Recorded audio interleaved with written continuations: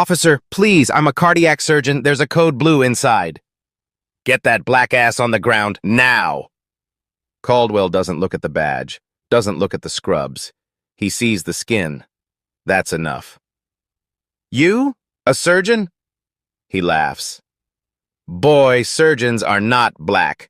Now get on your knees. That's where your kind belongs. The cuffs snap shut. A white woman films, giggling. A man in a suit walks past, shrugs. Medical students freeze at the door. No one speaks. No one helps. Inside, a woman's heart has stopped. She is someone very important to someone very powerful. Someone who signs Caldwell's paychecks. And in 11 minutes, he'll be on his knees, begging those same black hands to save her. Tuesday morning, 6:30. The Tate kitchen smells like coffee and toast. Dr. Spencer Tate stands at the stove, flipping pancakes. His daughter Cynthia sits at the counter, textbook open, pencil tapping against her lip. She is 14, freshman year, the kind of year that feels like it will never end. Dad, you're coming to career day, right? Tate slides a pancake onto her plate. Golden brown, just the way she likes it. Thursday, 2 o'clock. I'll be there. Promise? Promise. She smiles. It is the same smile her mother had. Tate notices this every morning. He has noticed it for 6 years, since the cancer took his wife and left him to raise their daughter alone. Some mornings, the resemblance is a comfort. Other mornings, it is a knife. The kitchen is small but warm. Morning light spills through the window above the sink, casting long rectangles across the tile floor. On the wall beside the refrigerator, a framed photograph hangs at eye level. The image shows 2 men in surgical scrubs, arms around each other's shoulders. One is Tate, 8 years younger, his face unlined, his eyes bright with the confidence of a man who believes the world rewards hard work. The other is an older man with gray temples and kind eyes, Dr. William Barnes. The inscription beneath the photo reads, "Steady hands, steady heart, W.B." Tate pauses in front of the photograph. He does this most mornings. A ritual, a remembrance, a conversation with someone who can no longer answer. I still talk to him sometimes, he tells Cynthia. Old habit. She glances up from her pancakes. The doctor who taught you? The doctor who made me. William Barnes died 8 years ago. The official report called it a traffic accident, a fall, blunt force trauma, case closed, no investigation, no questions, no justice. Tate never believed it. But belief without evidence is just grief wearing a different mask. And grief, he has learned, does not hold up in court. He drops Cynthia at school by 7, watches her disappear through the front doors with her backpack bouncing against her shoulders, then drives the 12 minutes to St. Clement Regional Medical Center. The hospital sits on a hill overlooking downtown Meredith. 180,000 people live in this county. Most of them will never need a cardiac surgeon. The ones who do will ask for Spencer Tate. He badges in through the staff entrance at 7:15. The fluorescent lights hum overhead. The hallway smells of antiseptic and floor wax and the faint residue of cafeteria breakfast. Somewhere, an intercom pages a name he does not recognize. Nurse Patricia Coleman, Patty, everyone calls her, passes him near the elevator. She is 48, has worked the cardiac ward for 20 years, and has seen enough surgeons to know which ones deserve respect. Morning, Dr. Tate. Morning, Patty. She stops. Looks at him with the expression she reserves for surgeons she trusts with her own life. You know what I always say. If I'm ever on that table, I want your hands, nobody else's. He nods. Thanks her. Keeps walking. At his locker, he changes into fresh scrubs. Blue. Standard issue. He clips his hospital ID to the front pocket and glances at the photo on the badge. The picture is 8 years old. Taken the year Barnes died. Tate has never updated it. The image shows a younger face, fewer lines, fuller cheeks, a man who had not yet learned how much a system could take from a person who asked too many questions. He checks his surgical schedule.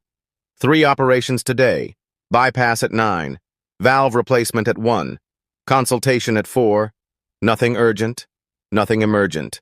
A Tuesday like any other. Outside, in the hospital parking lot, a police cruiser idles near the emergency entrance. Sergeant Darren Caldwell sits behind the wheel, radio pressed to his ear. He listens, nods once. His face betrays nothing. "Copy that," he says. The voice on the other end belongs to his boss, Chief Gerald Whitmore. The instruction is simple. Stay near the hospital, keep the area clear, slow them down. Caldwell does not ask questions. He never does. That is why he is useful. At 2:28 p.m., the intercom inside St. Clement crackles to life. Code blue, cardiac arrest, emergency room, patient name, Rebecca Whitmore. The code call echoes through the hospital corridors. Tate hears it from the 3rd-floor surgical suite. Rebecca Whitmore. He does not recognize the name. He only knows the numbers. Code blue means a heart has stopped. Cardiac arrest means seconds count. Every minute without intervention reduces survival odds by 10%. He is the closest cardiac surgeon. He moves. The elevator will take 90 seconds. The stairs will take 70.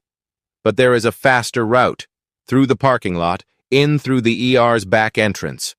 40 seconds saved. Maybe more. In cardiac surgery, 40 seconds can be the difference between a patient who walks out and a patient who never wakes up. Tate runs. The automatic doors slide open. March air hits his face. Cool. Dry. The smell of asphalt mixes with the antiseptic still clinging to his scrubs. His stethoscope bounces against his chest with each stride. He is halfway across the parking lot when the voice stops him. "Sir, stop right there." 2 officers stand beside a patrol car. One is young, late 20s, Officer Kyle Dawson. His hand hovers near his belt, uncertain. The other is older, harder. Sergeant Darren Caldwell. 38 years on Earth, 12 years on the force, 7 complaints in his personnel file. A face that has learned to see what it expects to see. Tate does not stop. He slows, holds up his badge. "I'm a surgeon. I have a patient coding inside. Let me through." Caldwell steps forward. His hand rests on his belt. Not on his weapon, but close enough to make the message clear. "ID." Tate hands over the badge. Caldwell examines it. Looks at the photo, looks at Tate. The picture is 8 years old. The face has aged, the hair is grayer, the cheeks are thinner. "This doesn't look like you." "It's me. Call the hospital, call the ER, I need to go now." Caldwell does not move. His eyes stay fixed on Tate's face. The surgical scrubs, the stethoscope around his neck, the sweat beginning to form on his brow. None of it matters. Caldwell sees what he expects to see. "You're not going anywhere until I verify this." Tate's voice stays level. 15 years of operating rooms have trained him to remain calm when every instinct screams otherwise. Panic kills patients. Panic kills surgeons. Steady hands, steady heart. "A woman is dying, right now. Inside that building. Every second you hold me here. Hands behind your back." The cuffs click. Cold metal against warm skin. Tate's hands, the hands that have held hearts, stitched arteries, coaxed life back into failing bodies, are now useless behind his back. Patty Coleman walks out through the ER entrance. She sees Tate, sees the cuffs. Her face goes white. "That's Dr. Tate. What are you doing? Let him go!" Caldwell does not look at her. "Ma'am, step back. This is a police matter." "He's our cardiac surgeon. There's a woman dying in there! Step back. 4 minutes pass. 4 minutes of Caldwell speaking into his radio. 4 minutes of Tate standing in handcuffs while his patient's heart fails. 4 minutes of Patty Coleman pleading with officers who do not listen. Finally, Caldwell receives confirmation. He removes the cuffs without apology. "You can go." Tate does not speak. He runs, through the doors, down the hall, into the emergency room. The clock on the wall reads 2:43, 11 minutes since the code was called. Inside Trauma Bay 1, a backup surgeon performs CPR on a woman with silver hair. Rebecca Whitmore, 55 years old. No prior cardiac history. Her chest rises and falls with each compression, but the rhythm on the monitor is chaos. Tate takes over. He calls for the crash cart, opens her chest, reaches inside. At 2:46, the monitor flatlines. 52 seconds of nothing. No rhythm, no electrical activity. Electrical, just a flat green line and the terrible sound of mechanical silence. Tate massages her heart directly. Squeezes. Releases. Squeezes again. His fingers work with the precision of 15 years. At 2:48, a beat, then another, then a rhythm. By 3:02, Rebecca Whitmore is stable. She is alive. But the damage is done. 52 seconds without oxygen. 11 minutes of delayed intervention. The left ventricle has sustained permanent injury. The attending physician reads the preliminary report aloud. 30% reduction in cardiac function. Pacemaker implantation required. Tate stands beside the gurney, gloves still on, hands still steady. Rebecca's eyes flutter open. She does not know him. She does not know what he did, or what was done to stop him. Outside, a bystander reviews the video on his phone. 2 minutes and 52 seconds of footage. A black doctor in handcuffs. A white officer refusing to listen. By 7 p.m., the video will have 1.5 million views. By day 4, Spencer Tate will be under arrest. The video spreads like wildfire through dry brush. By 9 p.m. on Tuesday, it has reached every major news outlet in Georgia. By midnight, cable networks are running the footage on loop, the same images repeating endlessly. A man in surgical scrubs, hands behind his back, pleading to be released. An officer unmoved, a hospital in the background where a woman's heart is failing. The caption beneath the image reads, "Black doctor handcuffed while patient flatlines." The comments section becomes a war zone. Some defend the officers. He should have just complied. Most do not. This is murder by bureaucracy. 24 hours after the incident, the view count passes 1.5 million. The hashtag #HadJusticeForDerTate trends nationally. Protesters gather outside the Meredith County Police Department, holding signs with Tate's face and chanting for Sergeant Caldwell's badge. 48 hours later, the number reaches 3.8 million. National news anchors debate the footage. Legal analysts parse the officer's actions. Everyone has an opinion. Everyone is certain they know what happened. Spencer Tate does not watch the video. He cannot bring himself to see those 4 minutes from the outside, to watch himself standing helpless while Rebecca Whitmore's heart stopped beating. He does not read the comments. He does not check the trending topics. He sits in his living room, alone, staring at the photograph of William Barnes on the wall. Cynthia is with him. She has seen the footage. Her classmates have sent it to her, some with sympathy, some with cruelty, some with the casual thoughtlessness of teenagers who do not understand what they are sharing. "Dad," she says quietly, her voice barely above a whisper, "what's going to happen?"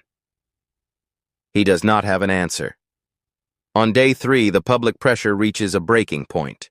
The mayor's office issues a statement calling for a thorough and transparent investigation. The hospital administration places Tate on administrative leave. Standard procedure, they say, pending internal review. The words are carefully chosen. The meaning is clear. He is a liability now. No one from leadership calls him directly. He learns about his suspension through an email. 3 sentences. No signature, no apology. Then, on day 4, everything changes. District Attorney Victor Hale holds a press conference on the steps of the county courthouse. He is 55 years old, silver-haired, camera-ready. He has held his position for 12 years. He has never lost an election. He knows how to read a crowd, and right now, the crowd wants blood. His words are precise, measured, designed to sound like justice while serving something else entirely. Mrs. Rebecca Whitmore survived her cardiac event, thankfully, but she did not emerge unharmed. She has suffered permanent damage to her heart. She will require a pacemaker for the rest of her life. She will never again enjoy the activities she once loved. He pauses, lets the cameras capture his expression of solemn duty. Our investigation has determined that Dr. Spencer Tate's resistance during the encounter with officers contributed to an 11-minute delay in treatment. That delay caused irreversible harm to Mrs. Whitmore. Another pause. The reporters lean forward. Therefore, this office is charging Dr. Spencer Tate with reckless endangerment in the 2nd degree. The courtroom of public opinion splits down the middle. Half the country sees a doctor being blamed for a crime committed against him. A man punished for the actions of others. The other half sees a man who should have simply complied, who should have trusted the officers, who should have known his place. The arrest happens at St. Clement Regional Medical Center. 2 deputies enter through the main lobby at 9 a.m. They find Tate in the physician's lounge, still wearing scrubs, still waiting to hear if he will ever be allowed to return to work. He is handcuffed for the 2nd time in 4 days. This time, the cameras are ready. This time, his colleagues watch through the glass windows of the lounge. The nurses he has worked with for 15 years, the doctors who have assisted in his surgeries, the administrators who signed his suspension letter. Patty Coleman stands among them. Her hand covers her mouth. Tears stream down her face. The charge carries a potential sentence of 2 to 5 years in state prison. If convicted, Tate will lose his medical license, his career, everything he has built since the day William Barnes first handed him a scalpel and said, "Steady hands, steady heart." That's all surgery is. The rest is just fear. Bail is set at $250,000. Tate posts it by mortgaging his house. The house where Cynthia learned to walk, where his wife took her last breath, where the photograph of Barnes still hangs on the kitchen wall. The house that was supposed to be paid off by now, the house that was supposed to be their security. Cynthia watches the news coverage from her bedroom. She sees her father led away in handcuffs for the 2nd time. She reads the comments beneath the video, the ones that call him a criminal, a thug, a man who got what he deserved. She closes her laptop. She does not cry. She is 14 years old, and she has already learned that tears do not change anything. Meanwhile, in a small office at the Meredith Tribune, a woman named Naomi Graves watches the same footage. She is 35, a reporter with a reputation for digging where others fear to look. She has won 2 regional awards for her investigative work. She has also made powerful enemies. Something about this story does not add up. The DA moved too fast. The charges came too quickly. Someone is pushing this forward, someone with power, someone with motive, someone who needs Spencer Tate to be guilty. Naomi pulls up the personnel records for the Meredith County Police Department. She starts with Sergeant Darren Caldwell, 12 years on the force, spotless public record, but public records only tell part of the story. She begins to dig. What she finds will change everything. But first, the chief of police will have his say. Day 5. The chief holds a press conference. Gerald Whitmore stands before a bank of microphones outside St. Clement Regional Medical Center. He is 58 years old, broad-shouldered, silver-haired. His uniform is pressed to perfection. His badge gleams under the morning sun. He looks like a man who has never doubted himself. Behind him, A photograph of Rebecca has been mounted on an easel. She is smiling in the image. An old photo from before the cardiac arrest, before the pacemaker, before her heart was permanently damaged. In the photograph, she looks happy. It is unclear when the photo was taken, or if she was ever truly happy at all. The chief speaks slowly, deliberately, every word calibrated for maximum emotional impact. "My wife is alive," he begins, his voice thick with practiced grief. "But she will never be the same." He pauses, lets the cameras capture his expression. Rebecca will carry a pacemaker for the rest of her life. She will never drive again. She will never run.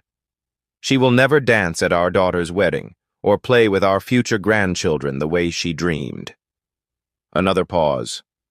A deep breath. Dr. Spencer Tate had a choice. Comply for 30 seconds or resist. He chose to resist. And because of that choice, my wife lost 30% of her heart function, permanently. His voice drops. The grieving husband, the wronged public servant. "I don't want revenge, I want accountability. I want justice for my wife." The reporters shout questions. The chief ignores them. He steps away from the microphones, his wife's photograph still visible behind him, and disappears into a waiting SUV. Inside the hospital, 3 floors above the press conference, Rebecca Whitmore lies in a private recovery room. She has been conscious for 2 days. She has watched her husband on television. She has heard him describe her suffering to millions of strangers, heard him use her pain as a weapon. She has not spoken to him about it. She has barely spoken at all. A nurse notes in her chart. Patient appears withdrawn. Minimal eye contact with husband. Effect flat. Possible depression, secondary to cardiac event. Recommend psychiatric consult. When Gerald visits, he sits beside her bed and holds her hand. He tells her everything is being handled. He tells her to rest. He tells her not to worry about anything, not the bills, not the press, not the trial. He has it all under control. Rebecca watches his face as he speaks. She has watched this face for 20 years. She knows what it looks like when it is performing. She knows what it looks like when it is lying. She says nothing. Meanwhile, the medical bills begin to arrive. The pacemaker surgery is scheduled for the following week. Estimated cost, $85,000. Insurance will cover most of it. But the cost to Rebecca cannot be measured in money. She will live with a machine in her chest for the rest of her life. A machine that beats when her heart cannot. A machine that exists because 11 minutes were stolen from her.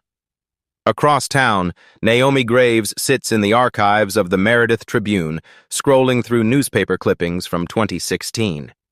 She has been searching for 3 hours. Her eyes are tired. Her coffee has gone cold. Her back aches from hunching over the microfiche reader. Then she finds it, a small article, buried on page 12 of the March 18th edition. The headline reads, "Local doctor dies in traffic incident." The name, Dr. William Barnes. The cause, blunt force trauma to the head.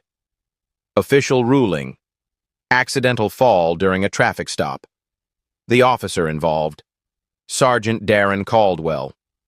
The commanding officer who signed off on closing the case, Captain Gerald Whitmore. Naomi sits back in her chair. Her heart beats faster. Her exhaustion vanishes.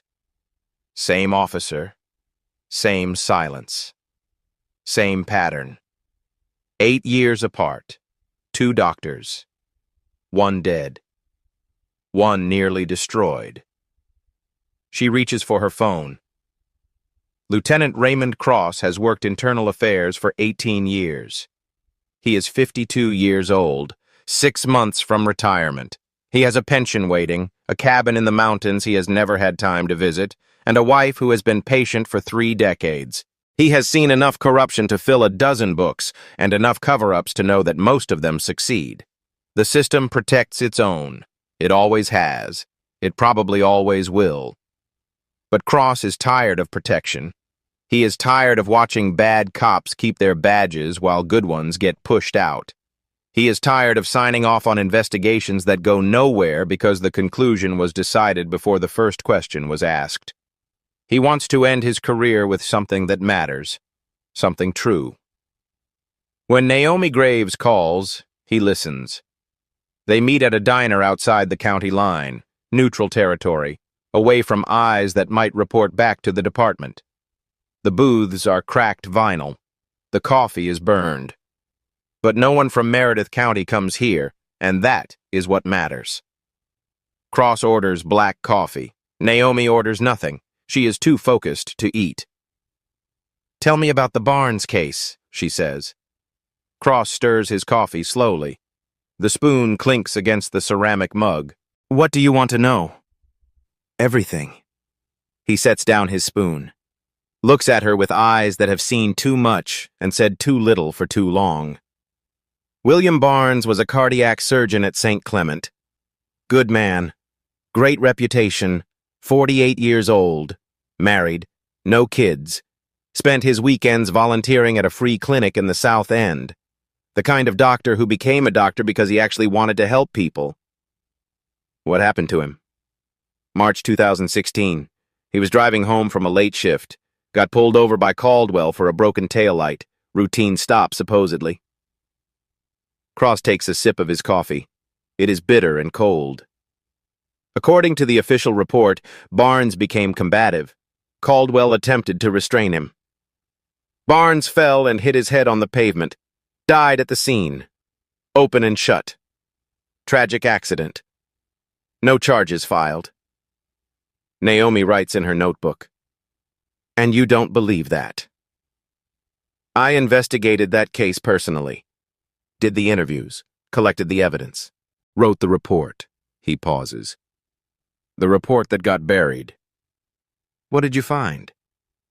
"There was a witness, a woman in a parked car across the street. Name was Sandra Mitchell. She gave a statement saying Caldwell struck Barnes, hit him in the head with something. She couldn't see exactly what. A flashlight, maybe, or a baton. She heard the impact. Said it sounded like a baseball bat hitting a watermelon." Naomi stops writing. "Where's that statement now?" "Redacted. The witness recanted 2 days later. Said she was mistaken.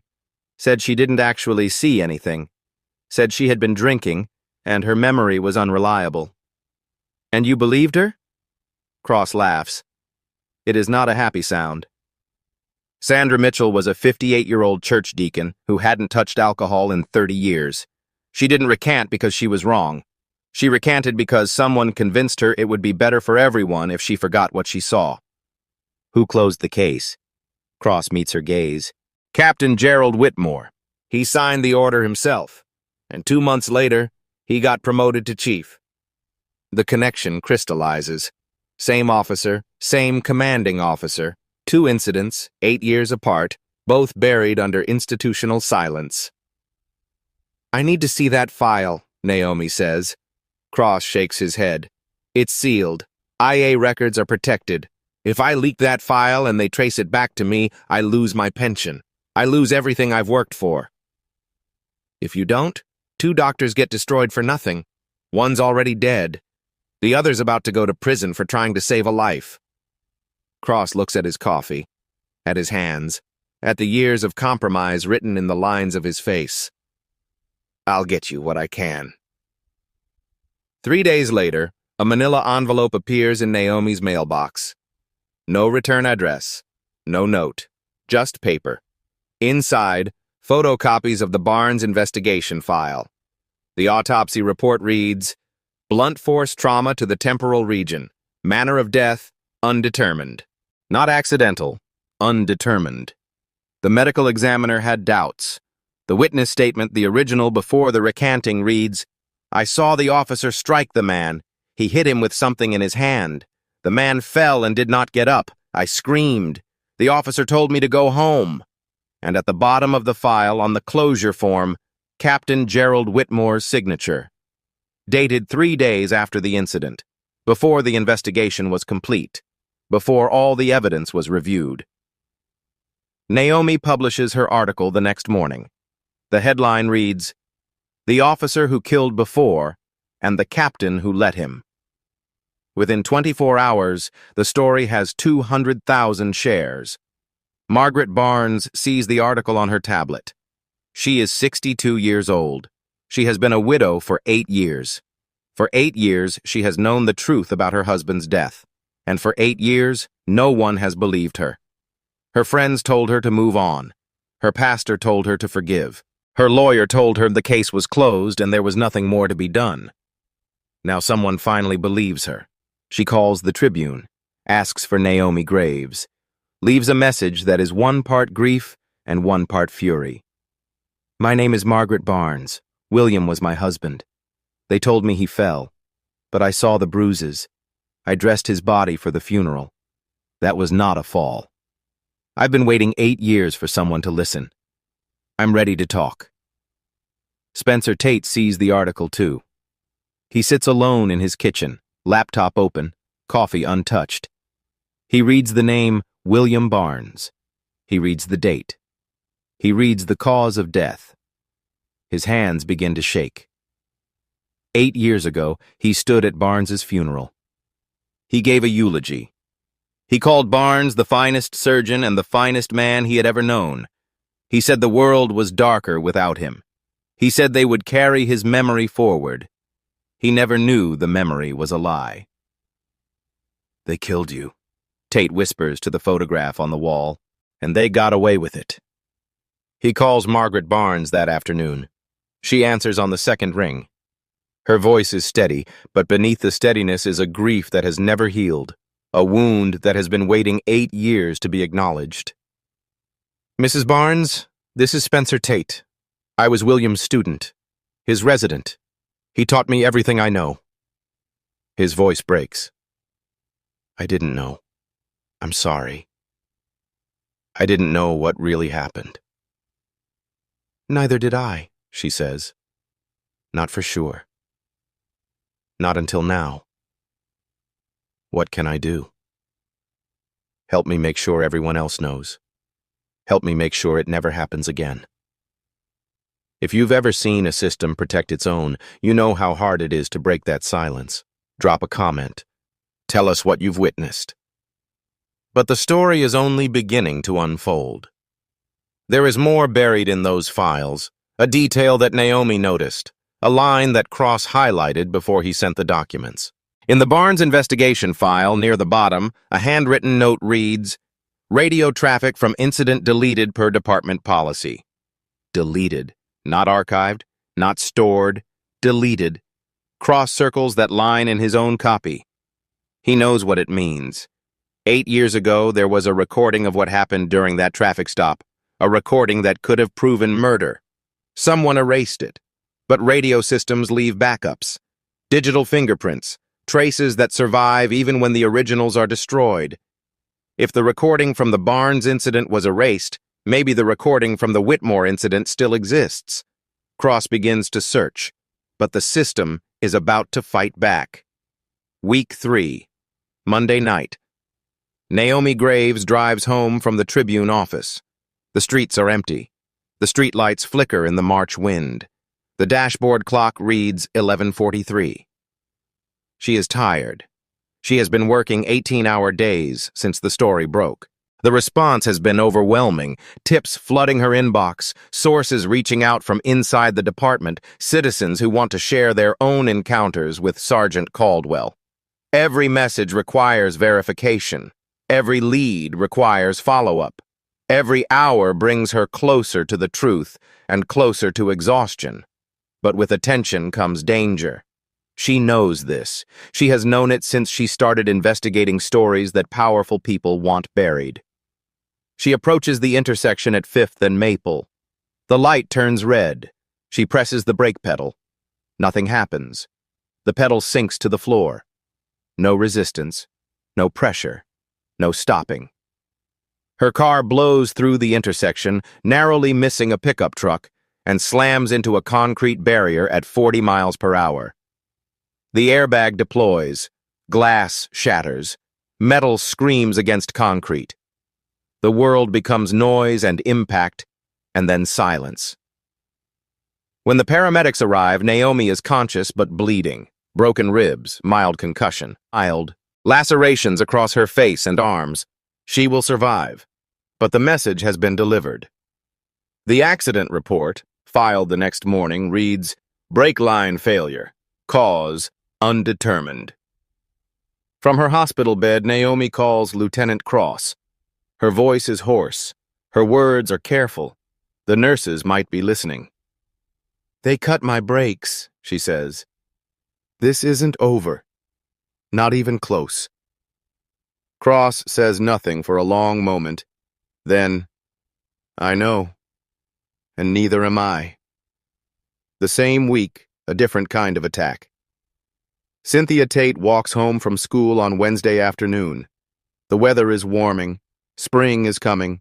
Cherry blossoms are beginning to bloom along the sidewalk. She is thinking about homework, about her father, about when things might go back to normal. She opens the mailbox at the end of the driveway. Inside, among the bills and advertisements, there is a plain white envelope. No return address, no postmark. She opens it. Inside is a single sheet of paper. The message is typed in bold letters. "Your father should stop asking questions. Bad things happen to curious families." Beneath the words is a photograph. A photograph of Cynthia herself walking into school that morning, taken from across the street, by someone who was watching, someone who wanted her to know they were watching. She drops the envelope. Her hands are shaking. That night, Spencer Tate makes a decision. "You're going to Atlanta," he tells Cynthia. "You're staying with Aunt Darlene until this is over." "Dad, no. This isn't a discussion." His voice is firm, but his eyes are afraid. "They threatened you. They took a picture of you. I can't protect you if you're here." The next morning, he drives her to the airport. The terminal is crowded. Families saying goodbye, travelers rushing to gates. A world that does not know or care about the storm bearing down on the Tate family. Cynthia hugs him at security. She holds on longer than usual. He can feel her trembling. "Come back to me, okay?" "I will," he says. "I promise." He watches her walk through the checkpoint, watches her disappear into the crowd, watches until he cannot see her anymore. Then he stands alone in the terminal, surrounded by strangers, and feels the weight of everything he has lost and everything he might still lose. The counterattack continues on multiple fronts. Chief Whitmore holds another press conference. His message is clear. The allegations are baseless. Sergeant Caldwell has his full confidence. The Barnes case was thoroughly investigated and properly closed. There is no connection between the two incidents. The department's official statement reads, "We stand with our officers against this politically motivated attack on law enforcement. These allegations are designed to undermine public trust in those who risk their lives to protect us." But behind the chief, standing in the row of uniformed officers, Kyle Dawson's eyes tell a different story. When Whitmore says no connection, Dawson looks down. His jaw tightens. His hands clasp behind his back. He knows something. He has always known something. But he is not ready to speak. Not yet. That evening, Tate's phone rings. The number is unfamiliar. The voice is not. "Dr. Tate? My name is Eleanor Marsh. I'm an attorney. I've been following your case." Tate sits in his empty kitchen. The house feels larger without Cynthia. Quieter. Colder.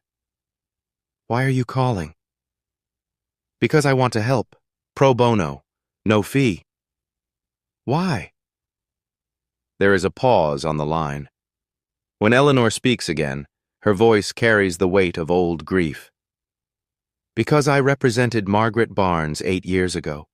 We tried to get justice for her husband. We failed. The system was too strong, and we didn't have enough evidence." She pauses. "I don't intend to fail again."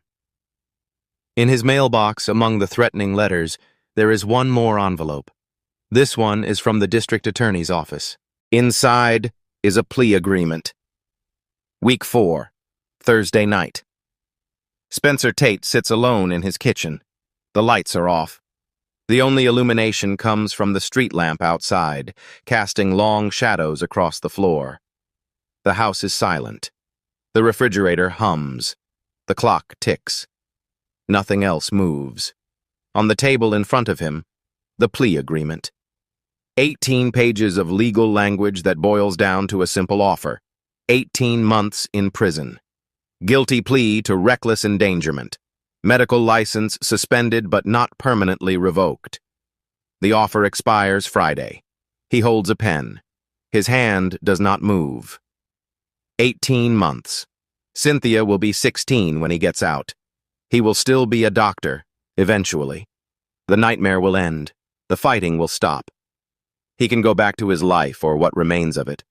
All he has to do is sign. All he has to do is admit to something he did not do. The pen touches the paper. Across town, in a house that costs more than most people earn in a decade, Rebecca Whitmore sits in her bedroom. Her husband is at a meeting, city council, police union, somewhere important. He is always somewhere important. He is never here. She is alone with her thoughts, and with a box she has not opened in 10 years. The box sits at the back of her closet, behind winter coats and forgotten shoes. She retrieves it now, sets it on the bed, opens the lid. Inside is a journal, leather-bound, the pages yellowed with age. She wrote in this journal a decade ago, during a period when she thought she might have the courage to leave. She stopped writing when she realized she did not. She hid the journal. She forgot about it. She forgot about the woman who had written those words, the woman who still believed escape was possible. Now she reads. The entries are written in her own handwriting, her own words, her own truth. He decides what I wear, who I see, when I speak. I told him I wanted to visit my sister. He said no. That was the end of the conversation. Sometimes I wonder if this is marriage or prison. If I ever have the courage to leave, no. He'd never let me. Rebecca closes the journal. Her hands are trembling. 20 years. 20 years of control. 20 years of silence. 20 years of believing she had no choice. She touches the scar on her chest, the pacemaker beneath her skin, the machine that keeps her heart beating because 11 minutes were stolen from her. Dr. Spencer Tate put that machine there. He saved her life. He gave her a second chance. And Gerald is destroying him for it. She turns on the television. The news is showing footage from the parking lot, the video that started everything. A black man in surgical scrubs, handcuffs, a white officer refusing to listen. Rebecca watches, and something inside her shifts. Something that has been frozen for 20 years begins to thaw. She picks up her phone, dials a number she has never called before. The phone rings twice. A voice answers. Hello? Dr. Tate? This is Rebecca Whitmore. I need to speak with you. Silence on the other end. Then, Mrs. Whitmore? We need to talk, not on the phone, in person. There are things you need to know, things that could change everything. He was holding the pen. 18 months in prison, or trust the woman he almost lost. What would you do?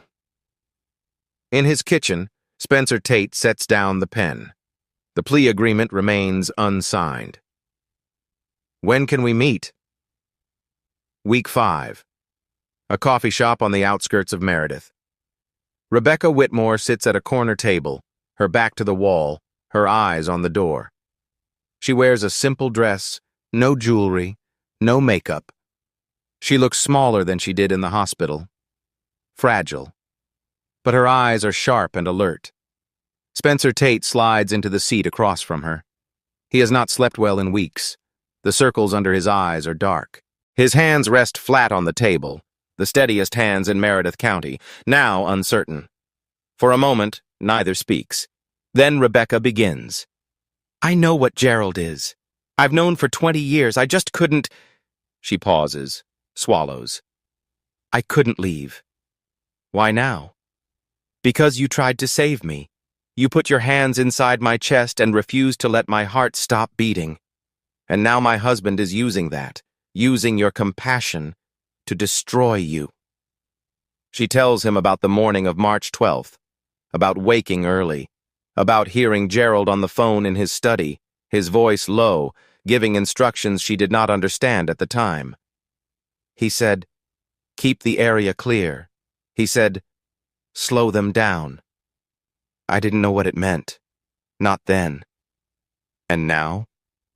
Now I know he wanted me weak, dependent, unable to leave. Her voice breaks slightly, but she pushes through. He didn't want me dead. He just wanted me his. Forever. Tate absorbs this, the pieces falling into place, the pattern revealing itself. Will you testify? Rebecca looks at him. At this man she barely knows. This man who held her heart in his hands. Yes. Eleanor Marsh joins them an hour later. She explains the risks in clinical detail. If Rebecca testifies against her husband, she will lose everything. The house, the accounts, the social position, the life she has known for 2 decades. Gerald will fight. Gerald will retaliate. Gerald will burn it all down rather than lose. Rebecca listens. Then she speaks. Everything I have? He already owns everything I have. That's the problem. That's always been the problem. She signs the preliminary statement that afternoon. The next day, Margaret Barnes meets Rebecca at Eleanor's office. 2 women. One who lost her husband to the system. One who nearly lost her life to the same system, protected by the same man. Margaret reaches out and takes Rebecca's hand. My William died because of that officer. Your husband protected him, made sure no one paid. I know, Rebecca says, and I'm going to make sure everyone pays now. The alliance is formed, but they still need proof. The radio recording from the morning of the incident. The evidence that Chief Whitmore gave the order. Lieutenant Cross has been searching. The Barnes recording is gone, erased years ago. But systems change. Digital backups exist. Traces survive. He calls Eleanor with news. I found something. March 12th, 7:15 a.m., a conversation between the chief and Caldwell. What does it say? Enough. Enough to end this. Tate tears up the plea agreement. The pieces flutter to the floor. He is no longer just a defendant. He is about to become the key witness. Week 6. The evidence room at Internal Affairs. Lieutenant Raymond Cross sits alone with a laptop and a pair of headphones. The room is small and windowless, filled with filing cabinets and the hum of fluorescent lights. The file on the screen is labeled Radio Traffic Backup, March 12th, 07:15. He presses play. The audio is grainy but clear. 2 voices, 2 men who have known each other for 12 years. The conversation lasts 43 seconds. Chief Whitmore speaks first. Caldwell, I need you near St. Clement today. My wife has an appointment. Keep the area clear. Caldwell's response. Clear of what? A pause. Then the chief's voice again, colder now. Anyone who doesn't belong. You know the drill. Slow them down. Copy that. The recording ends. Cross removes his headphones. His hands are steady. His heart is not. Slow them down. 3 words, spoken 5 hours before the code was called, 5 hours before Caldwell stopped a surgeon in the parking lot, 5 hours before Rebecca Whitmore's heart stopped for 52 seconds. This is not a cover-up of a bad decision. This is evidence of premeditation, conspiracy, Obstruction of medical care. Cross makes copies, stores them in multiple locations. Contacts Eleanor Marsh. I have what you need. The chief's voice, the order, everything. Eleanor convenes the team. Tate, Rebecca, Margaret Barnes, Naomi Graves, still recovering from her injuries but determined to see this through. She plays the recording. The room goes silent. No one breathes. When it ends, Rebecca speaks first. He didn't want me saved quickly. He wanted me helpless, dependent. Eleanor nods. The question is why? Control? Insurance? Something else we haven't found yet? Cross provides additional evidence. The overtime audit he has been compiling for weeks. Sergeant Caldwell logged 340 hours of overtime in the past 24 months, time that cannot be accounted for by any official assignments. The total payout? $28,000. Every overtime request was signed by Chief Gerald Whitmore. Caldwell was being paid to be available, a personal enforcer, a tool to be used when needed, a weapon with a badge. The pattern is undeniable. Barnes in 2016. The Whitmore incident now. And likely others. Cases that were never reported, complaints that were never filed, victims who were never believed. Eleanor files a motion with the county prosecutor. The grand jury hearing is accelerated. Subpoenas are issued. Chief Gerald Whitmore, Sergeant Darren Caldwell, Officer Kyle Dawson. District Attorney Victor Hale, recognizing the conflict of interest, recuses himself from the case. A special prosecutor is appointed, someone from outside the county, someone with no ties to the department, someone who cannot be bought or pressured. The charges against Spencer Tate are not dropped. Not yet. But the investigation has shifted. He is no longer the primary suspect. He is now the primary witness. His phone rings on a Tuesday evening. Eleanor's voice is calm but charged with urgency. Spencer, the grand jury wants your testimony. Day 58. You're going to tell them everything. He looks at the photograph of William Barnes. I'm ready. There's one more thing. Rebecca has agreed to testify in person. She's going to face Gerald in open court, in front of cameras, in front of the world. Tate closes his eyes. The weight of 8 years presses against his chest. Will she be safe? I don't know, Eleanor admits. But she says she'd rather be free than safe. Day 58 approaches. The truth is coming. Day 58. Meredith County Courthouse. The gallery is packed. Reporters line the walls. Cameras wait outside, hungry for footage. The air is thick with tension and the smell of old wood and nervous sweat. Spencer Tate takes the stand first. He wears a dark suit.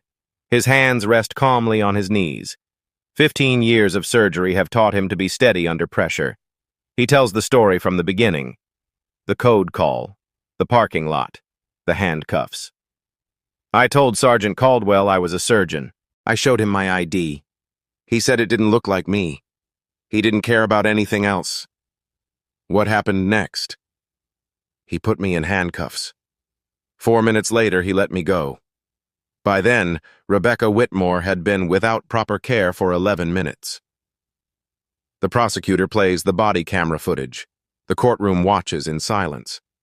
Caldwell is called next. His attorney reads a prepared statement. My client exercised standard caution in a high-stress environment. He followed department protocols and acted in good faith. Then Caldwell invokes the Fifth Amendment. He refuses to answer questions. The murmur in the gallery grows louder. The judge calls for order. Then Kyle Dawson asks to testify. The young officer walks to the stand. His face is pale. Sweat glistens on his forehead. He has spent 8 weeks wrestling with his conscience. He cannot wrestle anymore. On the morning of March 12th, Chief Whitmore called us into his office. The prosecutor leans forward. What did he say? He said his wife was going to the hospital. He told us to be near St. Clement, to keep the area clear. Clear of what? Dawson swallows, looks at Caldwell, looks at the chief sitting in the front row. Anyone who doesn't belong, especially anyone who looks like they don't belong. Did you understand what that meant? Yes, ma'am. His voice cracks. He meant black people. He meant slow them down. Make sure no one gets to her fast. The gallery erupts. The gavel pounds. The department's official response read into the record. Sergeant Caldwell acted within established protocols. But no protocol explains the chief's order. No procedure justifies racial targeting. Rebecca Whitmore is called last. She walks to the stand with her back straight and her eyes forward. She does not look at her husband. She does not need to. Mrs. Whitmore, what can you tell us about the morning of March 12th? Rebecca's voice is steady. 20 years of silence have ended. My husband controlled every aspect of my life for 2 decades. That morning I heard him on the phone. He said, "Slow them down." What did you understand that to mean? He wanted me weak, dependent, unable to leave him. Dr. Tate tried to save my life. My husband tried to take it, slowly, so no one would notice. She turns, looks directly at Gerald Whitmore. You taught me how to survive. For 20 years you taught me. Now I'm using those lessons against you. The arrest warrant is issued immediately. Gerald Whitmore, conspiracy, obstruction, civil rights violations, reckless endangerment. The bailiff approaches. The handcuffs click. Rebecca, the chief says, his voice breaking. How could you? She meets his eyes without flinching. You taught me how, for 20 years. Week 10. The charges against Spencer Tate are dismissed with prejudice. The special prosecutor's statement reads, Dr. Tate is not only innocent, he is a victim of a conspiracy designed to silence him and protect those in power. Gerald Whitmore awaits trial on 9 counts. He is denied bail. He will face justice. Darren Caldwell pleads guilty to civil rights violations. He receives 8 years in federal prison. The Barnes case is reopened. After 8 years of silence, Margaret Barnes will finally have answers. Rebecca Whitmore files for divorce. She moves to her sister's house, the visit Gerald denied her for 15 years. She is damaged. She is healing. For the first time in 2 decades, she is free. Week 12. St. Clement Regional Medical Center. A new operating suite is unveiled. The plaque beside the door reads, The William Barnes Memorial Operating Suite. Steady hands, steady heart. Spencer Tate stands before it. Margaret Barnes beside him. Rebecca Whitmore in the gallery, her hand pressed against the scar on her chest. Cynthia runs through the doors. She crashes into her father's arms. You came back. I promised. Tate returns to surgery that afternoon. His first patient, a young man who needs emergency cardiac repair. He picks up the scalpel. His hands do not shake. 52 seconds. That is how long her heart stopped. But it started again. And so did everything else. A badge is a responsibility, not a shield. And sometimes, the most powerful witness is the one who was supposed to stay silent. If this story stayed with you, subscribe, share it, and remember, the truth does not need permission to come out.